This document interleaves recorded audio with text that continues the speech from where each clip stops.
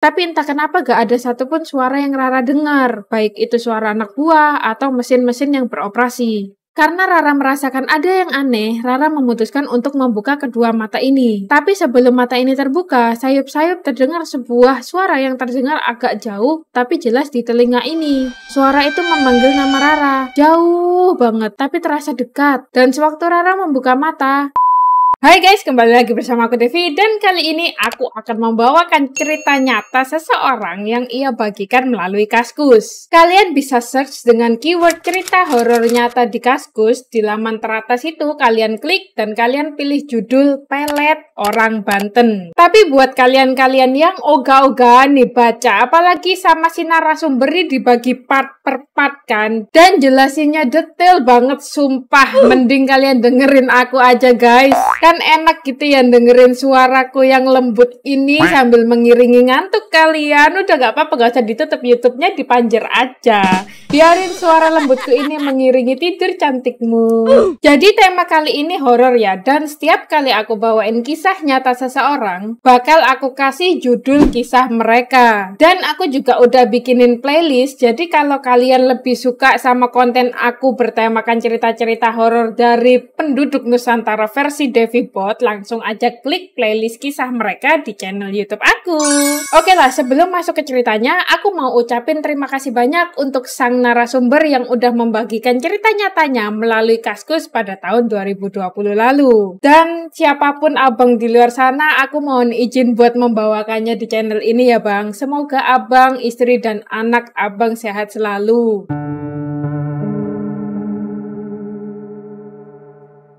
Baiklah, kita mulai ya. Cerita ini terjadi pada tahun 2020 dan Mas Sabar, ini nama panggilan dari aku sendiri ya, karena si Mas ini gak nyebutin nama aslinya siapa. Jadi Mas Sabar saat itu berusia 30 tahun dan baru dikaruniai satu orang anak perempuan berusia 8 tahun saat kejadian. Kenapa aku namai Sabar? Jadi di kisah ini kalian bisa lihat sisi kesabaran seorang pria beristri dalam menghadapi amarahnya dan memecahkan masalah guys. Mas Sabar sendiri merupakan pria asal Purbalingga, Jawa Tengah dan merantau bersama istri ke Banten karena mereka sama-sama bekerja di sana. Sang istri yang Mas Sabar sebut namanya sebagai Rara di ceritanya bekerja di sebuah pabrik kecil di Kabupaten Tangerang sejak akhir tahun 2016 lalu. Jadi sebelum masuk ke pabrik kecil ini, Mbak Rara udah pernah kerja di pabrik yang cukup bonafit, makanya ketika dia dilirik sama pabrik kecil ini, dia langsung dikasih jabatan yang lumayan guys. Mbak Rara sendiri sebenarnya kelahiran Lampung, namun kedua orang tua Mbak Rara merupakan orang Banten asli yang tinggal di Lampung. Jadi jatuhnya Mbak Rara ini sebenarnya orang Banten, di Lampung cuma numpang lahir. Untuk putri kecil mereka titipkan kepada orang tua Mas Sabar di Kabupaten Purbalingga sejak akhir tahun 2016 bebarengan dengan pindahnya Mbak Rara ke pabrik barunya itu.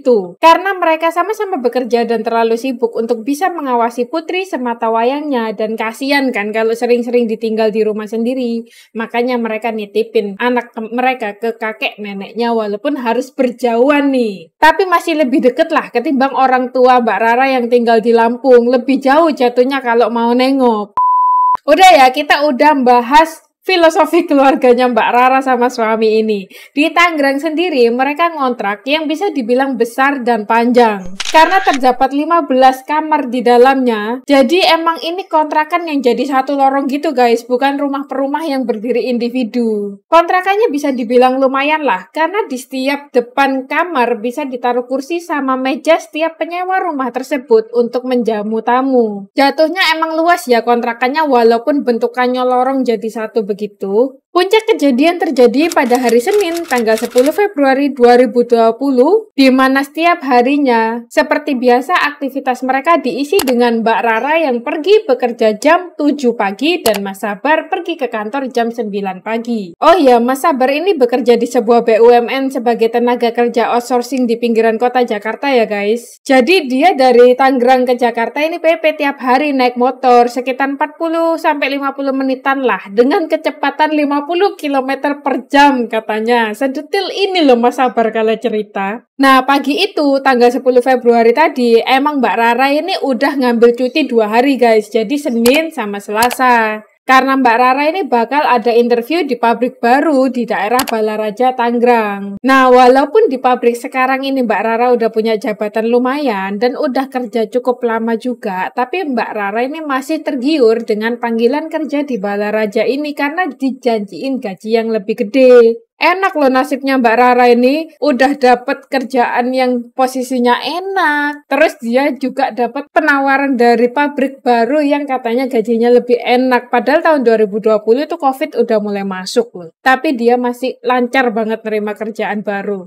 Oke lah, kita lanjut. Hanya saja pagi itu ada yang mengganggu pikiran Mas Sabar. Selama ini Mbak Rara sama Mas Sabar itu ngontrak di daerah situ karena letaknya bener-bener deket sama pabriknya Mbak Rara bekerja guys. Hanya sekitar 3-5 menitan aja buat berjalan kaki dan itu pun udah sampai. Keadaan itu bener-bener membantu mereka karena mereka cuma punya satu motor ya guys. Pagi itu pun mereka berbincang. Bunda, nanti gimana ke Balaraja? Soalnya jadwal interviewnya bareng jam kerja ayah. Gak apa-apa ya, nanti Bunda bisa naik ojol aja. Sekarang pesan ojol juga gampang. Oke lah, sekarang bisa naik ojol. Tapi gimana kalau Bunda keluar dan pindah ke pabrik di Balaraja? Transportasi Bunda gimana? Sedangkan kalau kita pindah kontrakan, nanti ayah semakin jauh dengan tempat kerjaan ayah. Ayah tenang aja, nanti Bunda ajak anak buah Bunda pindah ke Balaraja. Jadi kita bisa PP barengan. Siapa Bun? Sukirman ya? Sukirman siapa? Kenapa gak Diki aja? Jadi Diki ini emang salah satu anak buah Mbak Rara yang udah akrab banget sama Mbak Rara dan juga suami. Karena Diki ini sama-sama orang Lampung yang merantau di Tangerang guys. Makanya mereka bener-bener akrab dan saling mengenal satu sama lain.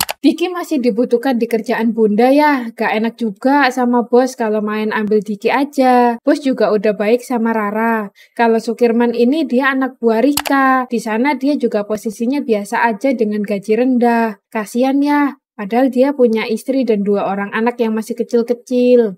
Rika ini salah satu SPV di pabrik Rara ya guys. Mereka juga deket karena kontrakannya Rara kan deket pabrik. Jadi si Rika ini sering mampir buat makan siang bareng Mbak Rara di kontrakannya. Kadang malam minggu mereka juga sering hangout bareng, pokoknya deket banget lah, kayak teman kerja yang udah bener-bener jadi bestie. Mereka juga sering selfie bareng, ya ala-ala ABG lah. Tapi ya emang hitungannya Mbak Rara masih muda ya, orang waktu kejadian masih 30 tahun. Lanjut ke percakapan Mas Sabar dan Mbak Rara ya guys. Baiklah Bun, kalau begitu, apapun yang Bunda lakukan ayah dukung, asal jaga kepercayaan ayah ya Bun. Iya ya, pasti itu. Mas Sabar pun mulai siap-siap dan berpamitan kerja menggunakan motor semata wayangnya berjenis Matic guys. Kenapa aku sebutin tipenya? Soalnya nanti dibahas nih. Tiba-tiba saat sudah sampai Jatiuwung Tangerang, motor Maticnya ini mati guys. Di starter katanya bunyinya ini menurut pengakuannya Mas Sabar ya. Cuma bunyi cekikis sama gak ada angin balik yang keluar dari motor ketika di starter belakang. Matic kan emang gitu ya. Nah di saat itu Mas Sabar tiba-tiba ngerasain perubahan mood yang luar biasa. Tiba-tiba dia jadi bad mood seburuk-buruknya mood, padahal setiap ada masalah, dia ini tipikal orang yang gak pernah ngerasainnya berlebihan. Ya udah dianggap los saja lah.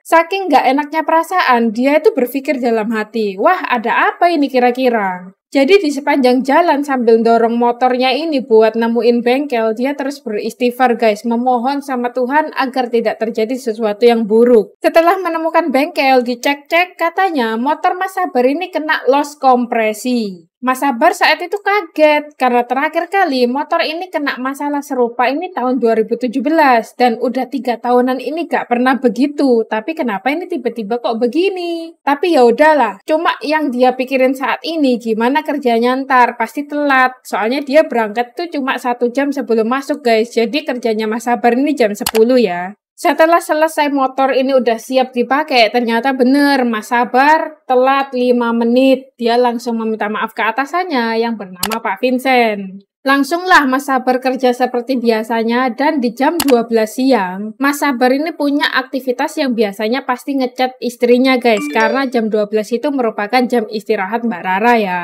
Nah di chat ini, tapi Mbak Rara kok gak bales-bales sampai jam 1 siang, gak kunjung dirit juga loh chatnya Mas Sabar guys. Tapi dia mikir ya udahlah mungkin Mbak Rara sibuk. Dia lupa nih kalau istrinya ngambil cuti kan. Nah di jam 1:30, sewaktu dia hendak sholat duhur, ada telepon masuk dari nomor yang gak dinamai sama dia, orang asing kan berarti. Sempet diliatin dulu nih sama Mas Sabar sebelum diangkat. Ternyata berderingnya ini lama, tanda orangnya niat nelpon emang. Akhirnya diangkat lah sama Mas Sabar. Orang-orang kok bisa ya, mentang-mentang gak ada namanya terus ogah-ogahan ngangkat. Kalau aku mah penting angkat dulu gak sih? Kalau gak penting tinggal reject aja. Halo, Assalamualaikum. Waalaikumsalam. Ini siapa ya? Saya Marno, Mas. Marno di sini posisinya sebagai salah satu penyewa kontrakan tempat Mas Sabar dan Mbak Rara tinggal. Tapi Mas Marno yang dipercayai pemilik kontrakan untuk memantau keadaan sekitar kontrakan ya guys. Ada apa ya, Mas? Ujar Mas Sabar yang merasa deg-degan jantungnya, kenapa bisa tiba-tiba Mas Marno telepon, padahal sejauh ini gak pernah Mas Marno itu nelpon secara pribadi ke Mas Sabar guys. Anu Mas, Mbak Rara berduaan sama laki-laki lain di kontrakan,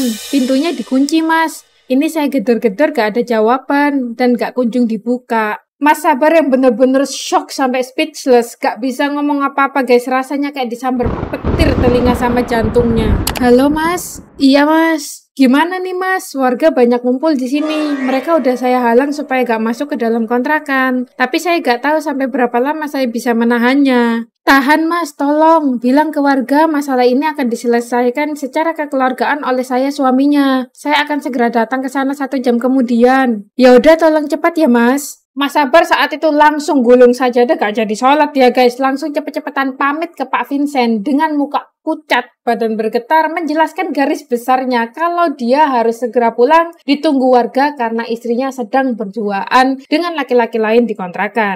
Pak Vincent yang langsung kaget dan, oh yaudah iya, dan Pak Vincent sempat berpesan, ya sudah kamu hati-hati di jalan, jangan ambil keputusan saat hati dan pikiran panas ya. Baik Pak, terima kasih. Langsung nih, Mas Sabar yang katanya biasanya tancap gas ini sekitar 50 km per jam, di-up sama dia jadi 70 km per jam. Wang. Selama perjalanan dia berucap dalam hati, ya Allah, apa salah dan dosaku sampai engkau menimpa ujian ini kepadaku. Singkat cerita, greng. Motor Mas Sabar pun tiba di depan kontrakan. Warga udah banyak banget ngumpul di depan kontrakan dan beberapa karyawan dari pabrik Mbak Rara. Jadi di daerah kontrakan Mbak Rara emang ada warung nasi ya guys, yang jadi langganan orang-orang pabrik makan siang.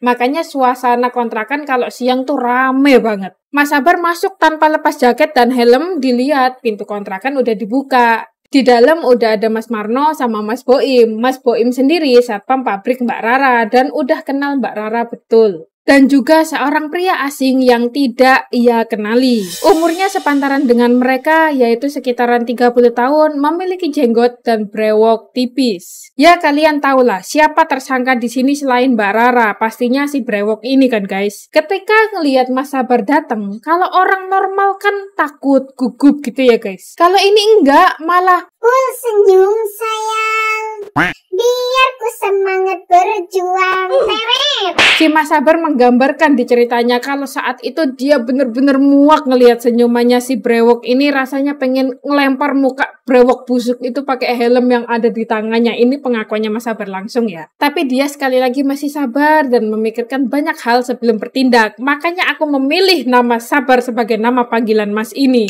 Mas Sabar segera meminta Mas Boim dan Mas Marno keluar terlebih dahulu. Lalu ia mulai duduk di antara Mbak Rara dan si brewok ini duduk guys. Ini denah dari Mas Sabar di kaskus ya guys. Jadi si brewok duduk di sisi nomor 1 dekat tembok, Mbak Rara di sisi nomor 2 dekat jendela. Belum sempat mengutarakan apapun karena dia masih shock nih dengan keadaan ini dan gak menyangka semua ini terjadi siang ini. Lalu Mas Sabar pun mendengar suara dari sang istri. Ayah, maaf. Maaf apa? Emangnya kamu punya salah apa kepadaku? Siapa laki-laki ini? Ayo guys, sebelum aku kasih tahu jawaban Mbak Rara, coba kalian tebak siapa si brewok busuk ini. Karena tadi di atas aku udah nyebutin 2 tokoh ya, Diki sama si Sukirman. Sukirman ya. Sukirman? Bener nama kamu Sukirman? Iya, bener kata Teteh. Teteh siapa maksud kamu? Kenapa kamu tidak memanggilnya sayangku atau cintaku? Ngapain kalian di dalam kontrakan berduaan sampai pintu ditutup? Biasanya kalau ada tamu kan kamu bakal menemuinya di teras depan, bukan di dalam seperti ini, apalagi sampai menutup pintu. Jawab! Jadi seperti yang aku jelasin di awal ya guys, di depan kontrakan mereka ini udah menyiapkan 2 kursi dan 1 meja yang mereka siapkan untuk menemui tamu atau anak buah Mbak Rara yang laki-laki. Kaget dengan bentakan suaminya yang selama 10 tahun pernikahan ini gak pernah Mbak Rara dengar. Ia pun menjawab, "Bunda juga gak tahu ya, tiba-tiba udah begini." "Gak tahu? Lalu apa yang kamu tahu?" Marah sejadi-jadinya, si Sukirman masih tetap dalam keadaan yang sama. Tenang dan full senyum. Gregetin gak sih? Aku yang denger ceritanya, greget parah aku. Karena tidak mendapati titik terang dari keduanya, Mas Sabar pun memanggil kembali Mas Marno sama Mas Boim yang tadinya ia suruh keluar, guys. Dari sinilah Mas Marno bercerita. Jadi sebenarnya yang tahu awal mereka ketemuan itu istri saya, Mas. Pas itu si istri saya hendak membeli lauk di warung dan sudah melihat Mbak Rara dan Mas ini di depan meja tamu. Istri saya menyapa Mbak Rara, tapi Mbak Rara sama sekali tidak menoleh ke arah istri saya apalagi menjawab. Seperti tidak mendengar atau mengacuhkannya. Lalu ketika balik dari warung, mereka sudah masuk ke kontrakan dan Mas Sukirman ini mulai menutup pintu. Istri saya langsung menelpon saya dan saya yang saat itu emang hendak pulang, langsung bergegas kemari dan terjadilah seperti ini. Pintu kontrakan udah dalam keadaan terkunci. Sebenarnya panjang ya percakapan mereka, tapi ini aku ringkas saja. Intinya sama, dan di akhir siang itu Mas Sabar memutuskan untuk menyuruh Sukirman pulang dan diiringi oleh Mas Marno dan Bang Boim yang lanjut bekerja. Soalnya selama percakapan itu guys, intinya gak ada titik terang. Mereka tuh ngapain aja di dalam. Terus apa tujuannya? Si Mbak Rara juga cuma bisa nangis. Nah dari sini kalian udah setuju kan sama aku kalau nama Sabar ini bener-bener pantas buat Mas ini guys.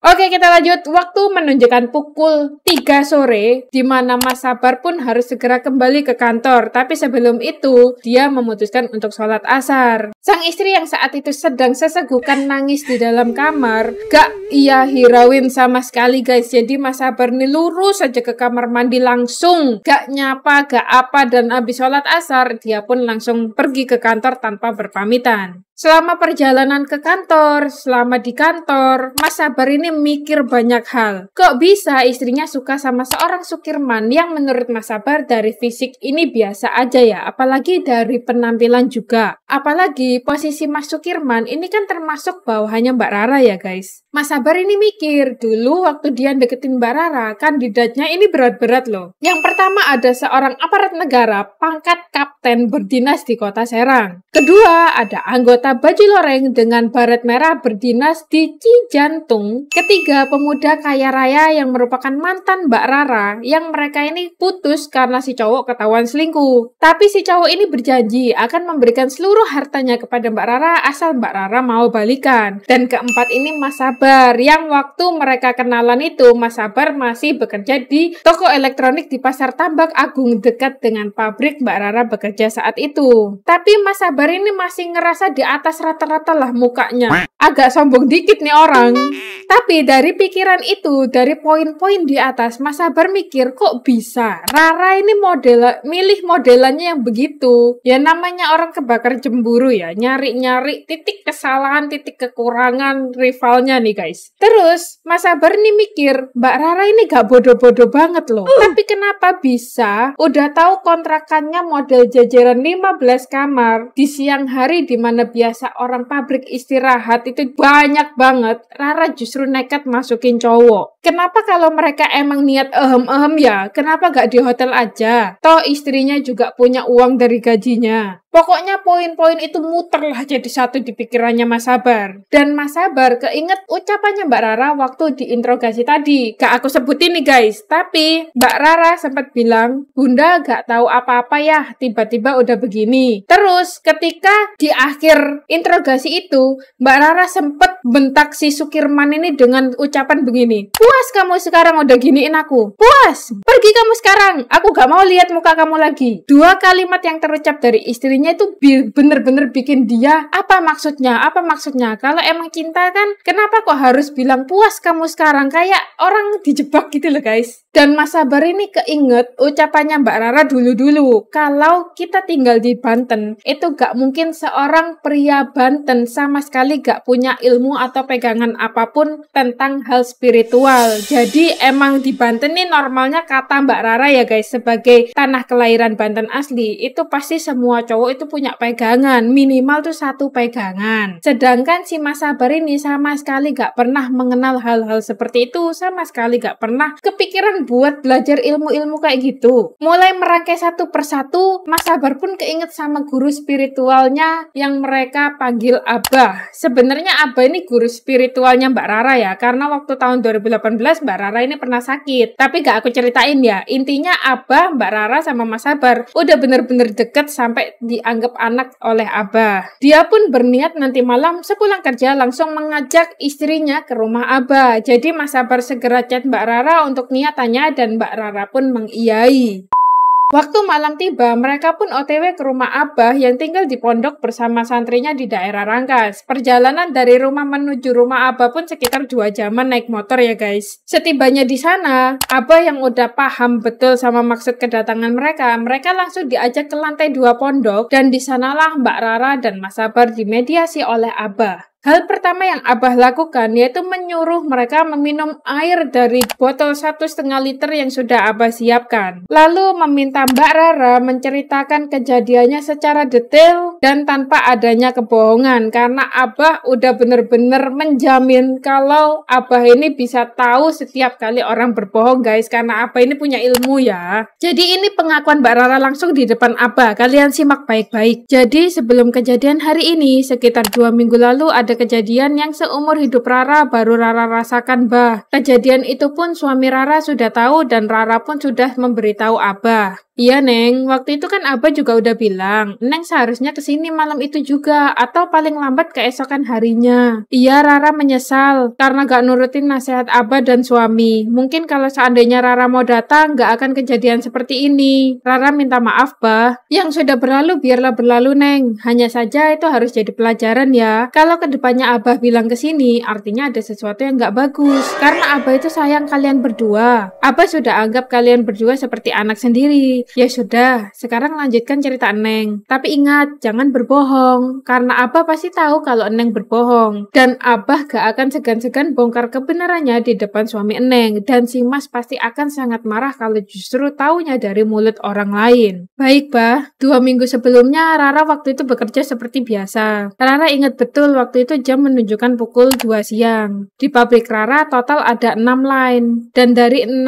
line itu hanya 5 line yang beroperasi. Sedangkan 1 line lagi kosong. Kebetulan line yang kosong itu berada paling ujung. Waktu itu entah kenapa badan Rara agak sedikit kurang fit. Kepala rasanya berat banget. Pandangan juga agak berkunang-kunang. Takut terjadi sesuatu, Rara pun duduk di kursi line 6 yang kosong itu. Setelah duduk, Rara memejamkan mata Rara sedikit, tapi tiba-tiba semuanya terasa hening. Gak ada sedikit pun suara yang Rara dengar. Padahal line 5, line yang paling dekat dengan Rara, hanya berjarak tidak lebih dari 5 meter. Tapi entah kenapa gak ada satupun suara yang Rara dengar, baik itu suara anak buah atau mesin-mesin yang beroperasi. Karena Rara merasakan ada yang aneh, Rara memutuskan untuk membuka kedua mata ini. Tapi sebelum mata ini terbuka, sayup-sayup terdengar sebuah suara yang terdengar agak jauh, tapi jelas di telinga ini. Suara itu memanggil nama Rara, jauh banget, tapi terasa dekat. Dan sewaktu Rara membuka mata, di depan Rara, kurang lebih 10 meteran, Rara melihat sesosok makhluk tinggi besar dan hitam. Saking tingginya, makhluk itu hampir menyentuh atap pabrik dengan rambut-rambut lebatnya.